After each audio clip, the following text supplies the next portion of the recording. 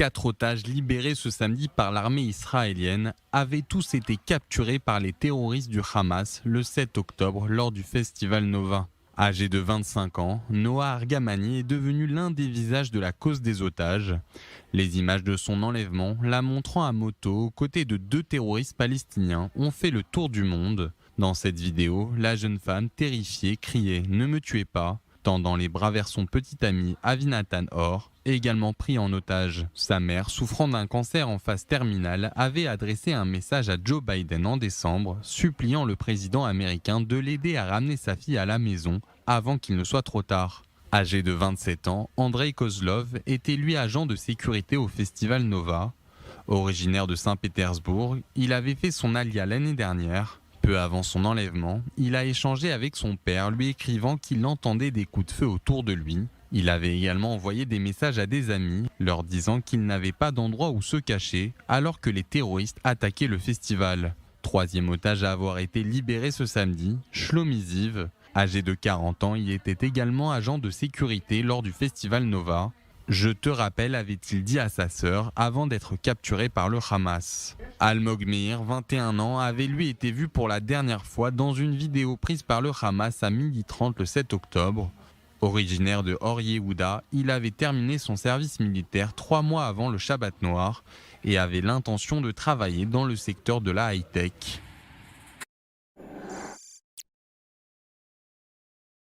Merci Madame la Présidente, Monsieur le Ministre, chers collègues. Écoutez, je n'avais pas prévu de faire cette intervention sur ce thème, mais comme le Président Marlex a eu l'élégance de souligner mon début de carrière chez le Général Electric, je vais faire le lien avec le texte que nous avons aujourd'hui.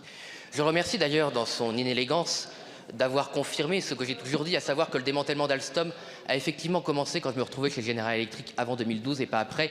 Tous ceux qui ont essayé de me faire passer pour un fou depuis des années en disant que ça avait commencé après mon départ en auront pour leur argent. Ce que je voulais dire, c'est qu'effectivement, je suis peut-être une des personnes les mieux placées pour savoir ce que peut faire une multinationale américaine quand elle veut attenter aux intérêts d'un pays souverain comme la France, y compris dans son cœur, y compris dans sa souveraineté énergétique. Je sais à quel point une multinationale américaine peut acheter des intérêts français. Je sais à quel point ils peuvent acheter des hauts fonctionnaires, à quel point ils peuvent acheter des groupes politiques, y compris le vôtre, M. Marlex, puisqu'il a fallu 5 ans et que M. Guémard disparaisse de votre groupe pour que la commission... Je n'ai pas dit que c'était votre faute, j'ai dit que c'était l'UMP, pour que, au bout de 5 ans, l'UMP puisse enfin déclencher cette commission qu'elle ne pouvait pas quand le mari de M. Guémard était dans votre groupe. Je sais tout ce que peut faire une multinationale américaine. Je sais qu'elle peut même acheter des fonctionnaires dans les cabinets ministériels. Vous pouvez être reçu par le cabinet de M. Montebourg, amener des documents au cabinet de M. Montebourg, et ces documents disparaissent dans les couloirs de Bercy, et la personne qui vous a reçu devient quelques années après un banquier d'affaires dans une banque américaine, sans que cela ne pose de problème à personne, sans que des problèmes déontologiques soient posés à personne. Et quelques années après, quand vous pouvez demander aux personnes en charge de la déontologie pourquoi ils ont accepté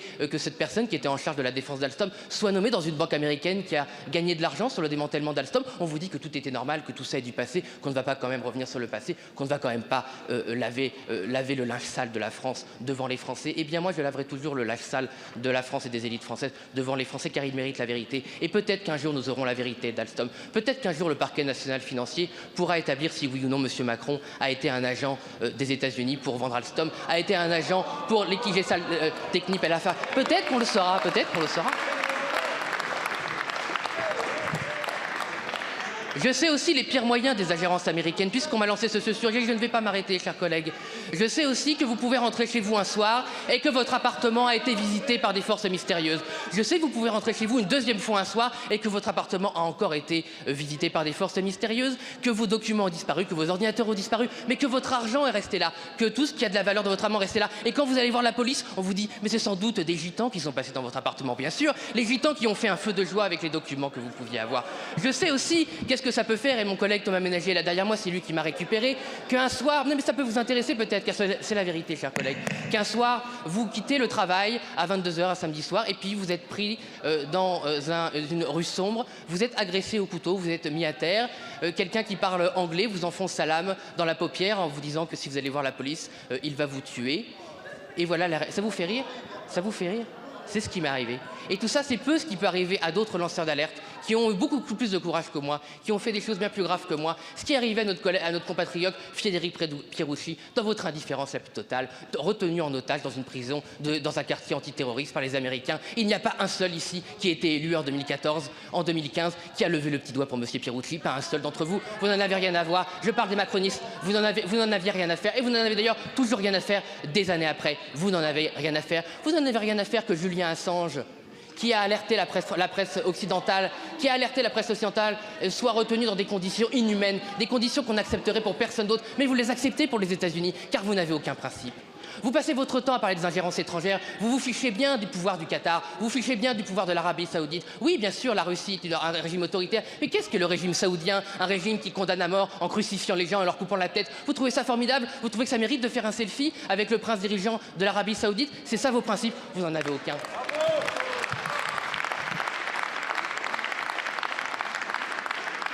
Il vous a fallu 7 ans pour découvrir qu'il y avait un problème d'ingérence en France, à ça, pour faire le tour des médias, pour faire peur aux Français aux élections, pour dénoncer les oppositions, ça y a du monde. Mais 7 années pour faire une petite loi que tous vos mensonges, vos montagnes de mensonges, accouchent de cette souris ridicule qui ne servira à rien. Vous avez demandé aux espions et à ceux qui veulent faire des méfaits en France de s'inscrire sur un registre. Mais bien sûr, les espions, les agents chinois, russes, saoudiens, qataris vont s'inscrire sur votre registre, vont vous prévenir qu'ils vont détourner l'intérêt des Français et ils vont peut-être vous demander l'autorisation.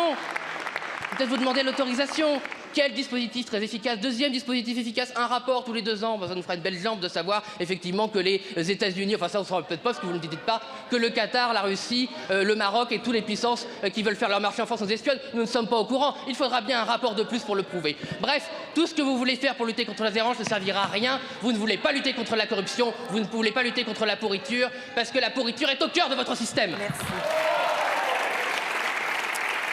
Pour le 2e épisode de notre série sur le grand dévoilement, je vous emmène à Château-Chinon, en Bourgogne, au cœur du Morvan, où se situe l'école coranique proche des Frères musulmans, l'Institut européen des sciences humaines, l'IESH.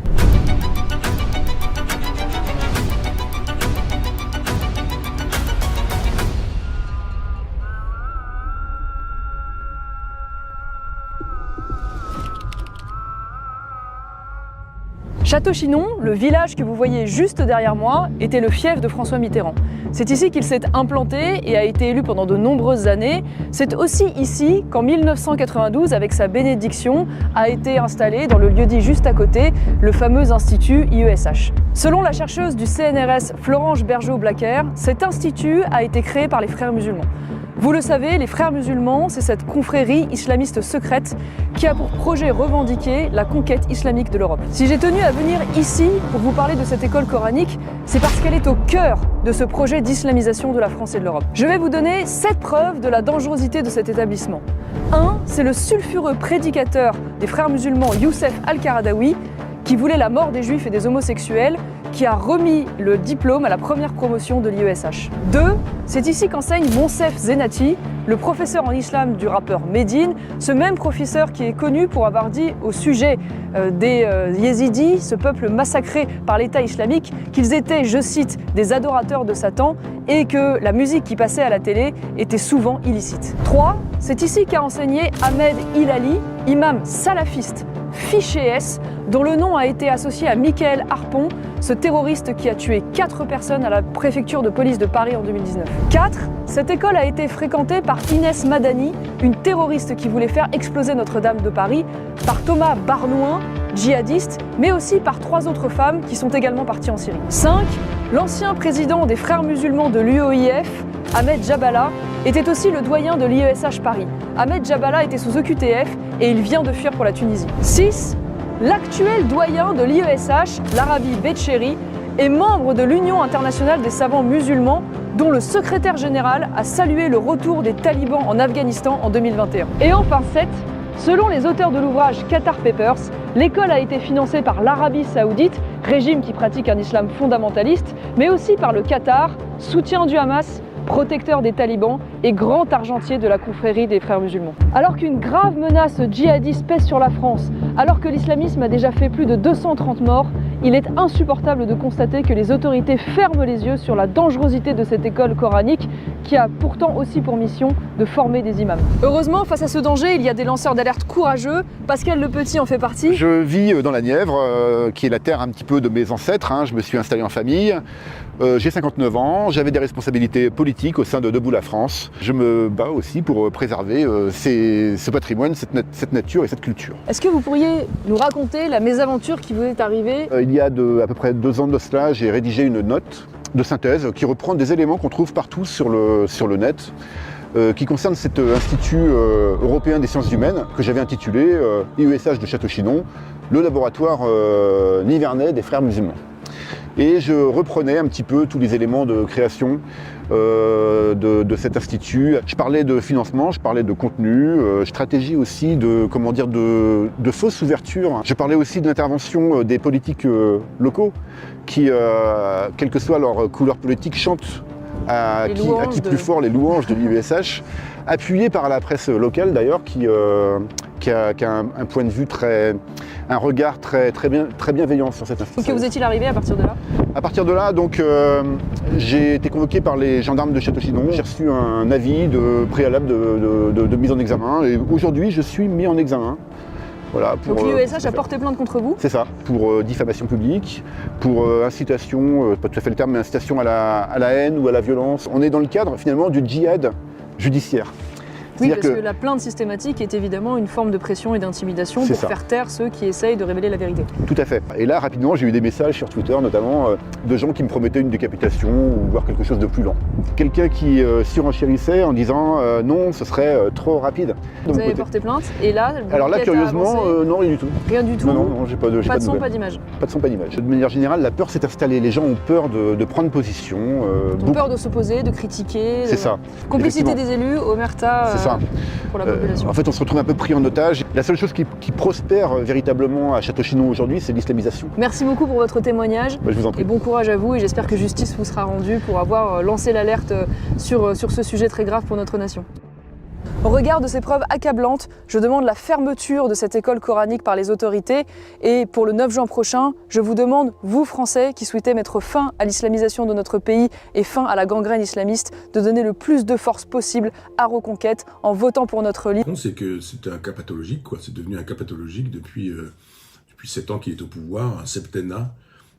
Cet homme a tout dit et le contraire de tout.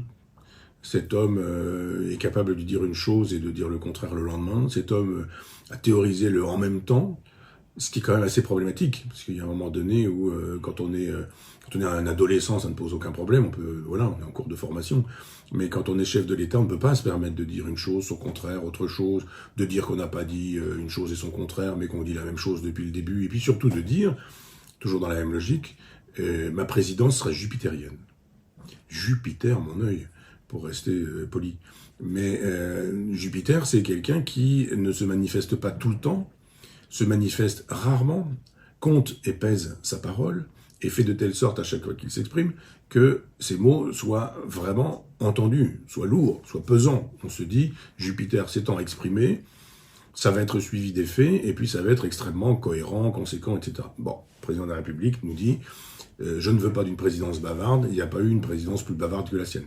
Je veux une présidence jupitérienne, il n'y a pas eu moins jupitérien que lui, c'est minable, c'est un petit garçon qui veut parler, il verbigère, il y a de l'onanisme chez lui, c'est une espèce de jouissance à parler. Il s'écoute, il se plaît, il parle à son miroir, cet homme, il ne parle pas aux Français, il parle à son miroir. Et quand il intervient à la télévision en disant « Vous êtes là, devant moi, assis, vous êtes assis, vous n'êtes pas debout », je dis « Mais qu'est-ce qu'il est en train de nous raconter? Qu'est-ce que c'est que cette bêtise ?» Vous n'excluez pas qu'à la fin de cette émission, vous puissiez vous lever. Mais qu'est-ce qu'il veut nous raconter, quoi? Comment c'est comme ça? C'est-à-dire, il y a les journalistes qui sont là pour lui passer les plats, ils ont été choisis pour ça. Et qui ne savent pas trop ce qu'il veut dire par là. Alors on comprend, c'est une allégorie, c'est une métaphore, c'est une comparaison.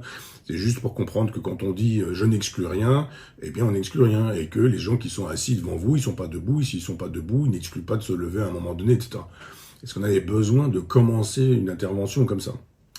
Enfin bon, c'est tout le style du personnage, il fait le kéké, il fait le malin, il donne l'impression d'être finot, c'est pas fin du tout, c'est extrêmement lourd. Et finalement, il y a une ligne très simple à lire dans ce qu'il nous raconte.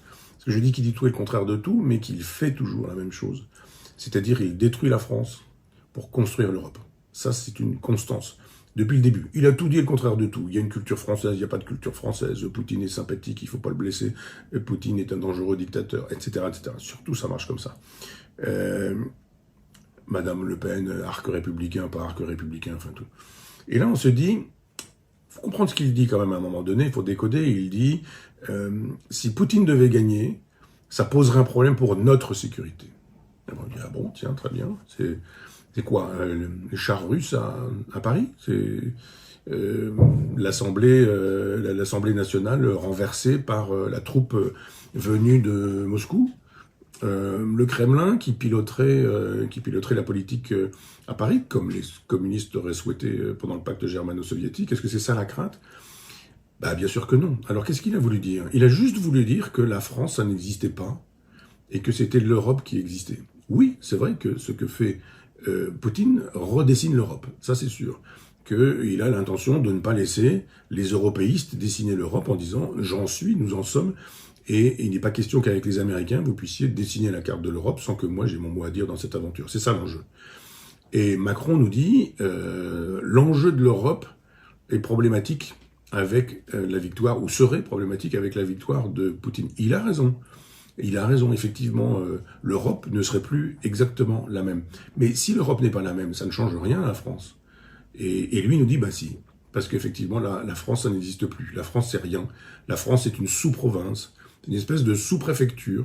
Et cette sous-préfecture qu'est la France, effectivement, elle verrait des changements parce qu'effectivement l'Europe ne serait plus la même. La sécurité de l'Europe ne serait plus la même. Alors je veux bien qu'il se passe des choses dans les républiques, en Estonie, Lituanie, en Moldavie, en Transnistrie. Je veux bien que le destin de Brest ce soit aujourd'hui dans les paysages de la Transnistrie. Je veux bien qu'on puisse nous l'expliquer. Mais enfin, sauf à croire qu'effectivement la France n'est plus rien et que seule l'Europe importe. On a compris. Ce monsieur prend date sur l'Europe. Je pense qu'il sait que c'est fini pour lui. La France est un président sortant dans quelques années, 3 années, et que ce serait bien qu'il prenne le leader de l'Europe et qu'il a derrière la tête probablement quelque chose, je sais pas quoi, mais pendant les 3 années qui suivent, il va absolument vouloir forcer l'Europe en disant « l'Europe c'est moi ». Et maintenant il va falloir piloter l'Europe, et si vous voulez quelqu'un pour piloter l'Europe, c'est moi. Et donc Olaf Scholz, etc., tous ces gens-là, on les méprise souverainement. Il s'agit juste d'utiliser le monde à des fins personnelles. C'est ça, le logiciel d'Emmanuel Macron. C'est « je veux être président de la République, j'utiliserai tout ». Je veux être éventuellement président d'une Europe qui deviendrait une autre Europe, et on pourrait utiliser l'Ukraine pour ça, la guerre contre l'Ukraine, et il va le faire, et il va tout utiliser. Et s'il envoie des mecs à Odessa, comme il le dit, des mecs, c'est-à-dire l'élite de l'armée française, quel mépris pour l'armée française, c'est juste parce qu'il veut absolument se servir aussi de l'armée française pour dire « mais mon avenir, ça passe par l'Europe ». Vous direz pas, parce que peut-être celle-ci ne sait-il pas encore, mais son projet, c'est effectivement, après avoir été le président de la République française et d'avoir détruit la France en disant « je vous détruis la France pour vous offrir ça, c'est le cadeau de noces pour l'Europe », et bien là, on se sert de l'Ukraine pour dire cadeau de noces aussi. Par la suite, il vous faudra une Europe qui puisse être pilotée. Il faut un numéro de téléphone à l'Europe. Il faut qu'on puisse dire c'est qui l'Europe. Et il veut être cet homme, assez probablement. Il ne nous en parle pas, mais on imagine mal qu'il puisse, après avoir été 2 fois président de la République en France, partir en vacances tranquillement avec Brigitte et aller faire du jet ski sous les tropiques. Je pense qu'il aura je ne sais combien, je sais pas, une 50aine d'années. Il a sûrement pas envie d'avoir un poste en dessous. C'est pas Giscard d'Estaing qui, après avoir été président de la République, redevient conseiller général. Ou Hollande. C'est quelqu'un qui veut viser la marche au-dessus, et il instrumentalise la Russie, la guerre en Ukraine, et il instrumentalisera tout. Il instrumentalise Marine Le Pen, il instrumentalise le peuple français, il instrumentalise les journalistes, les médias, il instrumentalise tout, il n'a qu'une seule obsession. Ce type est un vandale, c'est un barbare. Il a juste envie de tracer sa route. En ce sens, il est assez mitterrandien. Je pense que Mitterrand a jeté le socialisme aux orties, a détruit la gauche comme on le sait. Et lui, il est prêt à tout aussi, détruire la France, il n'y a aucun problème, il veut bien détruire la France, si son ego s'en trouve épanoui. Nous sommes gouvernés par un personnage qui a des problèmes de nature psychiatrique. J'allais dire, oui, psychiatrique, disons-le comme ça. Bonjour Monsieur Tolstoï. Bonjour, bonjour Jérémy, enchanté. Enchanté, c'est un bon endroit pour se rencontrer, c'est un bon Oui, endroit. oui, on a le Kremlin derrière nous, on a le temps seulement. Il n'y a pas de soleil, mais bon.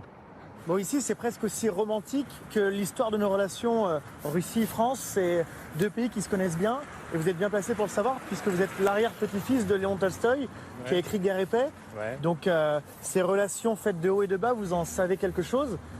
Vous savez, les Russes sont toujours mécontents que dans la guerre et la paix, les premiers 10 pages, c'est en français. Ils disent, mais c'est quoi ça? Qu'est-ce qui ne va plus entre la France et la Russie? Pourquoi ça ne marche plus? Ça marche plus parce que les Français ont pensé qu'ils ont droit de donner des leçons à des Russes. Après la fin de la guerre froide, ils ont imaginé qu'ils ont gagné la guerre froide avec les Américains. Ils ont oublié l'histoire de l'Europe, l'histoire du continent. Et je parle non seulement des guerres napoléoniennes, mais aussi de la dernière guerre, par exemple. Aujourd'hui, quand M. Macron dit qu'il va envoyer les soldats à Odessa, il faut lui rappeler que la dernière grande guerre en Europe, la France, elle a tenu 40 jours contre les nazis. Et les Russes, ils ont tenu 4 ans et ils ont gagné la guerre au Berlin. Je veux dire très directement que l'idée d'envoyer les soldats français en Ukraine, ça va se terminer par les cercueils à Orly, couverts par le tricolore, et c'est pas Macron qui va aller les chercher. Donc les Français, ils doivent comprendre les conséquences. C'est tôt. Parlez-nous un peu de nous, parce que vous nous connaissez très bien, vous parlez un français parfait, vous avez étudié en France, vous avez été... Oui, j'ai fait mes études, une partie de mes études en France, et j'ai travaillé pour la presse française aussi, ici à Moscou, dans les années 90. Donc la France, vous la connaissez, vous l'avez aimée. Qu'est-ce qui ne va plus? Pourquoi vous ne nous aimez plus? Mais pourquoi je dois vous aimer? Vous avez entamé 19 000 sanctions contre mon pays, vous menez une guerre économique, vous mentez sur la Russie chaque jour sur BFM. Donc c'est la réaction d'un amoureux déçu? Non, mais vous distribuez les narratifs sur la guerre en Ukraine qui sont complètement, pour nous, impensables. Les choses et toutes les provocations qui, durant ces 2 ans, ont déjà passé dans la presse contre la Russie et qui font l'image de Russes comme les gens qui mangent les enfants le matin. Donc, écoutez, on aime bien la France et les Français, mais on ne peut pas accepter ça. Qu'est-ce qui a déraillé dans notre modèle? Vladimir Poutine érige le modèle russe en opposition avec le modèle d'un Occident qui serait décadent. Qu'est-ce qui est décadent chez nous, Français? Regardez votre gouvernement. Est-ce qu'on peut vraiment, à 21e siècle, penser que ce n'est pas décadent d'avoir des gens si spéciaux Qu'est-ce que vous entendez par là? Gouvernement. Mais Vous faites référence au fait que notre Premier ministre Gabriel Attal est ouvertement homosexuel? Je fais référence qu'aujourd'hui, la France est gouvernée d'une partie par les pervers, tout simplement. Alors, être homosexuel, c'est être spécial, voire pervers? Tout à fait. Pour nous, oui. Absolument. Mais c'est pas... Donc il n'y a pas d'homosexuels en Russie? Non, bien sûr, il y en a, mais il n'y en a pas dans le gouvernement. Est-ce qu'ils sont protégés? Est-ce que les homosexuels en Russie peuvent vivre librement et protégés par le gouvernement? Bien sûr, leur vie privée est protégée, mais ils n'ont pas droit à la propagande ouverte de leur mode de vie. Le fait qu'on ait un Premier ministre ouvertement homosexuel, Gabriel Attal, pour vous, ça fait partie de cette décadence que vous décrivez en Occident? C'est être homosexuel, c'est un problème? Écoutez, non, c'est la dégradation des leaders européens. Regardez aujourd'hui avec qui on doit avoir l'affaire, avec Scholz, avec Macron, avec Borrell, etc. Donc ça, c'est des gens qui n'ont pas même l'idée de leur parole. Ils ne peuvent pas tenir la parole. Qu'est-ce que vous aimiez chez nous que vous ne retrouvez plus? Vous qui avez été si souvent en France, qu'est-ce que vous aimiez en France que vous ne retrouvez plus aujourd'hui? Écoutez, j'aime bien la France, j'aime bien la culture, je regrette beaucoup que je ne pourrais pas amener mes enfants à Louvre, je ne sais pas, montrer Paris, etc. Oui, parce que vous voulez plutôt envoyer une bombe nucléaire à Paris en ce moment, c'est plutôt ça le discours. Bien sûr. À la télévision russe, on calcule la durée qu'il faudrait pour un missile nucléaire pour arriver à Paris. Non, 2 minutes, selon Soloviev. Pas 2 minutes, un peu plus, mais...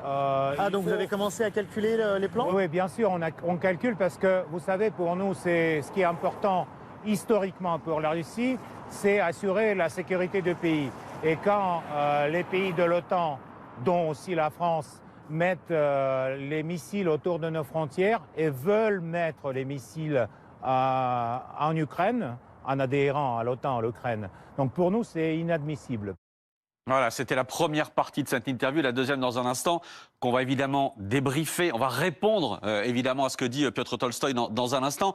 Mais Jérémy Normand, je reviens à vous à Moscou. Tout y est dans cette première partie. La décadence de l'Occident, l'homosexualité de Gabriel Attal, les mensonges de Paris et de BFM au passage, et la menace nucléaire. On a un condensé, on a un best-of, si je puis dire comme ça, de la propagande russe. Ouais, mais c'est un sprinter, c'est-à-dire qu'à peine les caméras allumées, les poignées de main adressées, il a engrangé ce flot de menaces, d'insultes, d'invectives. Évidemment, notre rôle, c'est, en lui donnant la parole, c'est de lui apporter la contradiction, de rétablir les faits. Donc c'est ce qu'on a essayé de faire, mais vraiment, on sent son agressivité et il a vraiment envie de faire passer ce message extrêmement menaçant quand il nous donne la durée plus précise que mettrait un missile nucléaire à arriver à Paris. Bon, c'est dit avec un sourire glaçant. Je pense qu'on le sent tous lorsqu'on regarde cette image. Il sait que son français parfait nous déstabilise. Il sait que son expérience de notre culture peut aussi jouer. Vraiment, c'est la voix du Kremlin pour nous, Français. Et c'est exactement dans cet état d'esprit qu'il a accepté de nous dire toutes ces horreurs. Et on va voir ensemble la deuxième partie de cette interview, tout particulièrement sur la situation en Ukraine et sur l'éventualité d'un envoi de troupes françaises. Bon, on a vu, on a entendu ici, traduit en russe, les mots d'Emmanuel Macron. Vous suivez de près ce que dit le président français, plus que ce que dit par exemple le chancelier allemand. Qu'est-ce qui dans les mots d'Emmanuel Macron aujourd'hui hérisse le poil du pouvoir russe? Il est le premier entre leaders européens qui a directement évoqué l'envoi des soldats au sol en Ukraine. Et ça, c'est une déclaration qui est pour nous très inquiétante parce que ça nous approche à la Troisième Guerre mondiale. Carrément, parce que... Et c'est vous qui parlez de cette Troisième Guerre mondiale, pas nous les Français. Bien sûr, vous les Français qui voulez venir avec les soldats à Odessa, une ville russe, vous les Français êtes en train de provoquer la Troisième Guerre mondiale. Parce qu'après, je ne sais pas, 300, 400 Français tués, votre président, il sera dans la piège. Il devrait soit accélérer l'histoire, soit augmenter la présence de troupes, soit retirer les troupes. Vous dites qu'Odessa est russe. Le gouvernement, le Kremlin dit aussi que le Donbass est russe et d'ailleurs la majeure partie de l'Ukraine serait russe. Historiquement, bien sûr, personne ne conteste la culture commune entre ces terres et la Russie. C'est pas la culture commune, c'est la même culture parce que c'est le même peuple. Mais moi, en tant que journaliste, je me suis rendu en Ukraine depuis le début de la guerre. J'ai rencontré des Ukrainiens et tous me disent leur volonté de rester à l'écart de la Russie, de garder leur indépendance, de rester ukrainiens et non pas de devenir russes. Est-ce que vous entendez cette voix des Ukrainiens qui vous disent « laissez-nous tranquilles, on veut être indépendants ». On a pendant 30 ans attendu que ces Ukrainiens arrêtent de faire des bêtises contre les 20 millions de Russes qui vivaient en Ukraine, de leur interdire leur langue, de leur interdire l'éducation en russe, de interdire l'histoire, d'ailleurs, commune qu'on a l'Ukraine et la Russie. L'Ukraine, c'est mon pays. Mon arrière-grand-père était le maire de Kiev. C'est mon pays. Et je ne veux pas que mon pays devienne un pays nazi, comme aujourd'hui. Mais les choses changent. Je ne veux pas que mon pays parle une autre langue. Et je ne veux pas que mon pays sera en base de l'OTAN pour les missiles contre mon pays. Et je ne veux pas que mon pays, Ukraine, restera sous la dictature des pays occidentaux et de l'OTAN. L'Ukraine n'existera jamais dans les frontières qu'il y avait avant la guerre. Point. N'existera jamais. Pour nous, c'est une question existentielle. Et on ne va pas arrêter, on ne va pas retirer les troupes, on ne va pas faire semblant qu'on est... on ne croit pas, on ne croit plus aux accords avec les Européens, on ne croit plus aux accords avec les Américains. On va garantir notre sécurité à tel point auquel ça sera décidé par Vladimir Poutine, qui est président de la Russie. Et donc, à ce moment-là, quand on va dire on s'arrête, il y aura une autre conférence sur la sécurité en Europe, comme celle de Helsinki ou Yalta. C'est tout simple. Le président français, lui, refuse qu'on en arrive à cette situation. Et on s'en fout de son opinion. Vous vous foutez de ce que dit Emmanuel Macron. Exactement. Et quand il vous dit qu'il est prêt, éventuellement, à ne pas se fixer de limites. On s'en fout de ses limites. On s'en fout de Macron, de ce qu'il dit Macron. On s'en fout de limites de Macron. Et on va tuer... La France reste une puissance nucléaire. Vous l'avez en tête. Tout à fait, avec 200 missiles. Et donc, on va tuer tous les soldats français qui vont venir au sol ukrainien. Tous. Parce qu'aujourd'hui, il y en a, durant le conflit en Ukraine, 13 000 mercenaires, dont 367 Français, et dont 147 ont déjà tué. Donc il y en a 147 citoyens de la France qui ont été tués en Ukraine. Et on va tuer tout le monde. Vous inquiétez pas. Chers amis, bonjour. Je sors à l'instant de la présentation officielle de la liste par notre tête de liste Marion Maréchal, suivie d'une conférence de presse. Et je tenais d'abord à vous remercier pour l'accueil très chaleureux que vous m'avez fait. Je tiens à remercier notre tête de liste Marion Maréchal, ainsi que le président de notre parti Reconquête, Éric Zemmour, de m'avoir fait cette confiance et de m'avoir donc placé à la 8e place sur cette liste pour les élections européennes. Je voulais revenir simplement sur les raisons qui m'ont poussé à revenir dans la politique active. Comme vous le savez, au mois de novembre de l'année dernière, ordre a été donné au plus haut niveau de l'État de me censurer des plateaux de télévision. Donc là, j'ai reçu une lettre de l'Arcom, vous connaissez l'histoire, qui m'a classé comme personnalité politique d'hiver droite, courant auquel je n'ai jamais appartenu, mais qui offre l'avantage de n'avoir droit qu'à 2% du temps de parole. Et donc cela s'est traduit mécaniquement par ma quasi-disparition des plateaux de télévision et par la même occasion par la fin de mon activité professionnelle que j'exerçais depuis le lendemain de l'élection présidentielle, à savoir chroniqueur et éditorialiste. Donc en fait, ils pensaient m'enterrer, mais ils ne savaient pas que j'étais une graine et que j'allais essaimer ailleurs. En gros, ils se sont dit ras-le-bol du roi du silence qui nous inflige sur les plateaux télé, ras-le-bol de ne pas pouvoir lui répondre, donc on va le museler et on va le censurer. Eh bien, je n'ai pas l'intention de me taire. Vous savez, moi, la France m'habite, la France vit en moi et je ne peux pas me résoudre à me taire. Donc j'ai décidé de continuer à défendre mes convictions, que je n'ai jamais cessé d'avoir, quels que soient les engagements et quelle que soit la forme qu'elles aient pu prendre ces dernières années. J'ai décidé donc de revenir dans la politique active, aux côtés de Marion Maréchal et d'Éric Zemmour, pour porter cette bataille des Européennes, pour porter la bataille de la reconquête, parce que j'ai toujours eu à cœur de rendre une partie, au moins une partie, de l'immense dette morale que je dois à la France. La France est un pays qui m'a accueilli, qui a fait de moi ce que je suis devenu, c'est-à-dire un Français. Il est donc tout à fait normal que je continue à me battre pour que la France reste ce qu'elle est, c'est-à-dire française. Et donc, je vous demande de participer avec nous à cette grande tâche nationale, à ce combat historique pour la reconquête de notre pays. Il faut reprendre possession de notre pays. Et pour cela, cette fois-ci, l'histoire ne nous commande pas de prendre les armes, l'histoire ne nous commande pas de risquer notre vie. Nos ancêtres l'ont fait et beaucoup ont donné leur vie pour cette belle et grande idée qu'est la France.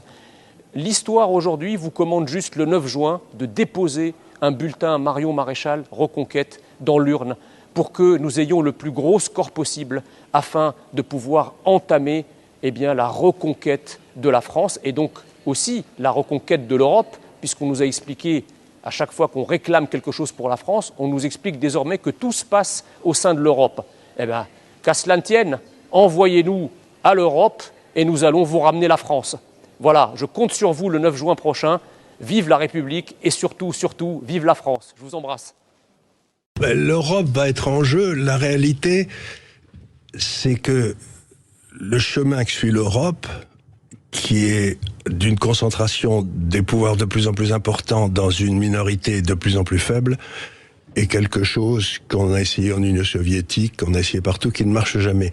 Donc, l'Europe telle qu'elle a commencé à fonctionner à partir de Delors, en passant par Trichet, et maintenant Madame von der Leyen, est une tentative de prise de pouvoir d'une minorité oligarchique sur les populations. Ça va péter.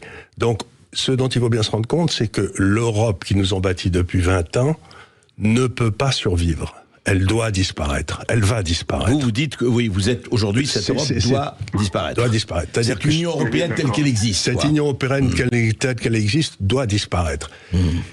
Et à ce moment-là, chaque pays retrouvera ses souverainetés. Ce qu'il faut, c'est à ce moment-là qu'il n'y ait pas d'imbécilité qui se passe, qu'on reparte en quelque sorte où on était. On essaye d'effacer tout ce qu'on a fait, aller depuis Giscard, le Parlement européen dont on a besoin comme d'un trou dans la tête. On n'a pas besoin de Parlement européen, ça n'existe pas, puisqu'il n'y a pas de nation européenne. Donc tout ça, il faut retourner à l'Europe des nations. Et j'espère que ça se fera en bon ordre. Et alors, est-ce que ça se fera, Charles, est-ce que ça peut se faire par la monnaie? Parce que vous dites que là où ça va vraiment péter, c'est par la monnaie. C'est par la monnaie. Et alors là, Musk a une image qui est très très forte. Elon Musk, oui. Elon Musk, il dit la monnaie, c'est l'operating system, comme on dit en français, c'est le système opératoire. Le système opératoire, le système qui contrôle les ordinateurs. C'est le système opératoire de l'économie qui est en dessous. Donc vous créez toute une série de valeurs dans ce système opératoire, les actions, les obligations, les taux de change, etc., mais qui n'ont pas d'existence réelle, qui sont des concepts que les gens acceptent. Et les trucs en dessous, ils ont de la valeur. Et on mesure la valeur de ces trucs en dessous avec ces concepts. Et s'il y a des gens, des salopards, comme par exemple un président de la Banque centrale ou j'en sais rien, qui prennent le contrôle là-haut, ils peuvent changer les prix en dessous en manipulant le truc là-haut. Donc si on prend le contrôle du système opératoire, on se met à contrôler l'économie jusqu'au moment où si on en fait trop, les gens ne se servent plus, ils se servent d'autre chose. Donc ce que j'essaye de dire, c'est que ça va sauter par la monnaie. C'est-à-dire concrètement, ça veut dire quoi? Ça veut dire que les gens vont refuser, par exemple, une obligation française, dans l'hypothèse où ça saute, où l'Europe disparaît, où l'euro disparaît, ça ne vaudra pas grand-chose. Une obligation grecque, ça ne valait pas grand-chose quand ils ont sauté. Mais par contre, une action Air Liquide, qui est dans le monde réel, ça vaudra toujours quelque chose. Vous aurez peut-être du mal à le mesurer, mais vous savez que les systèmes opératoires qui ont sauté dans l'histoire, comme l'Allemagne dans les années 20, etc., les actifs qu'il y avait là-dedans, ça valait zéro. Et ces systèmes peuvent sauter, à votre avis? Ils sautent tout le temps. Ouais. L'histoire du monde, c'est Philippe II fait sauter toutes les banques italiennes avec lui, en Espagne, etc. Donc, aujourd'hui, il y a de telles contradictions dans le système européen que le système opératoire monétaire européen ne peut pas ne pas sauter. Donc, tout ce qui est mesuré à l'intérieur, tous ces actifs qui sont à l'intérieur, obligations, tout ça, mais par contre, l'or, la terre agricole, ça vaudra toujours quelque chose. Bien sûr. Donc, ce que j'essaie de dire, c'est que le drame va se passer dans ce système opératoire là-haut. Donc, pour que l'Europe, la vraie Europe vive, il faut que l'Europe, Union européenne, meure. Mais elle va mourir. Oui. Il est impossible, aujourd'hui, il y a de telles contradictions que c'est pas tenable. Par exemple, à cause de l'imbécilité ukrainienne, le gaz en Europe est à $12, hein. Le gaz aux États-Unis est à 2. La deuxième industrie la plus importante en Allemagne, c'était la chimie.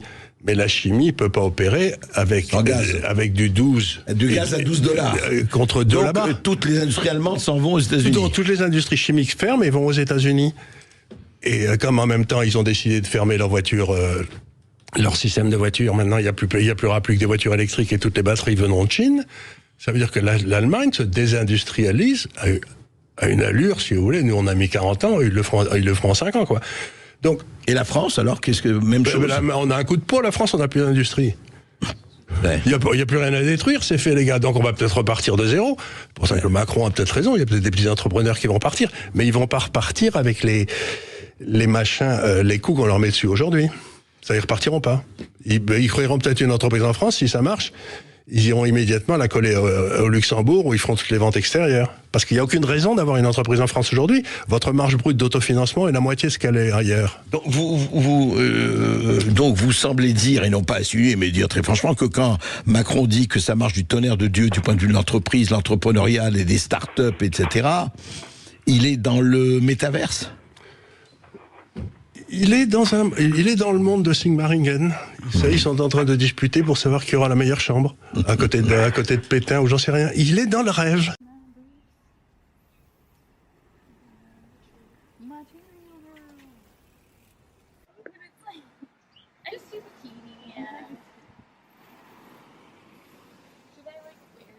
Yeah, wear the shirt. Or is that... We'll do some with and without because you can wear like a white. Whatever you think too.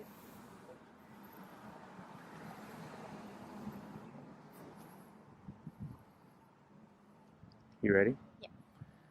You ready? Yes. Did you wear it like this? Yeah, I just wore it like this. No, I wore it like this. Okay, I'll wear it like this. So it's...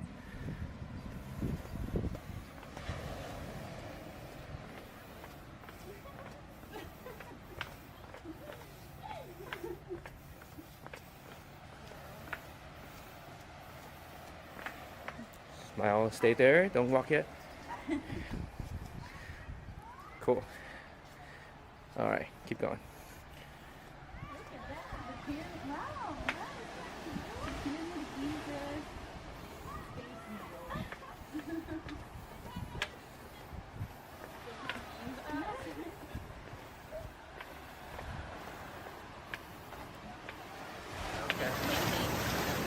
Okay. You're just, so you're walking and I'm following you back and then kind of look in the ocean a little bit, smile, kind of laugh at each other or laugh with each other. I don't know. Okay. How are we gonna walk? You're gonna walk. Okay. And we're gonna, when I stop, you stop. Okay. Okay, ready? Let's go.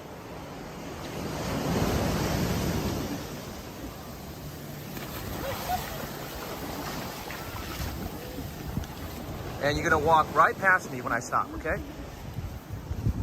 Pass. What?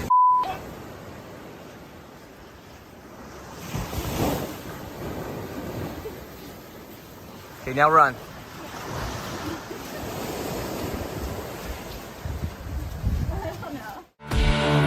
Father, Father, Father, help us and some guidance from above. 'Cause right now people have me questioning.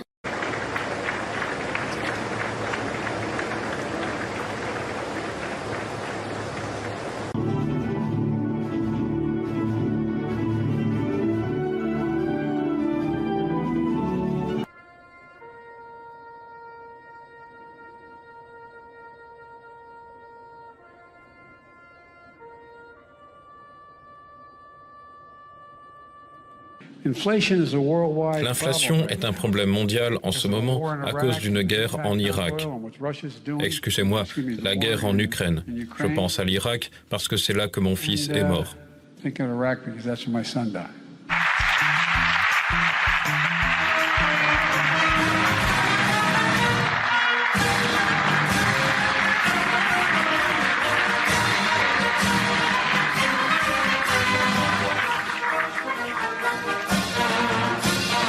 How much it means to me to have you swear me in today, and I thank you.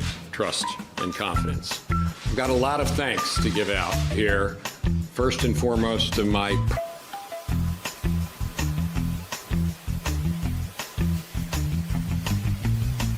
Thanks to all members of Congress and Homeland Security Secretary. I'm not sure. Voici la Thaïlande, mesdames et messieurs. Regardez comment c'est dégueulasse. Mais regardez ça. Dégueulasse. Regardez les bonnes femmes. Regardez, il y a les écritures thaïlandaises écrites sur le mur. Comme ça, on peut pas dire que c'est ailleurs. Hein. Donc voilà, c'est un petit medley. Oh, regardez ça, le gros tas. Oh putain, les PUTE et tout. Voilà la Thaïlande. Voilà ce que les gens vont rechercher en Thaïlande. Alors, il y a un petit peu Bangkok, il y a un petit peu Phuket, Pattaya, tous les endroits un peu à la mode pour les pervers du monde entier. Mais c'est dégueulasse. Dégueulasse, regardez-moi ça. Déchets, les drogués. Mais quelle horreur, mais quelle horreur. Faut vraiment être complètement dégénéré, pervers pour choisir cette destination. Mais vraiment, mais quel... Ah là là là là. Mais c'est écœurant. Allez, vas-y, va chercher ton je sais pas quoi. Oh putain. CHRB, CHRB. Aïe aïe aïe aïe aïe aïe. Quelle horreur. Quelle horreur. Rappelez-vous l'autre qui nous vantait la Thaïlande avec sa voix de grosse pédale. Comment il parlait? Les Thaïs, les Thaïs. Regardez ça. C'est horrible. Ah, c'est horrible. Ah purée, j'arrête moi, il faut que j'aille, je vais aller vomir là, c'est trop dégueulasse.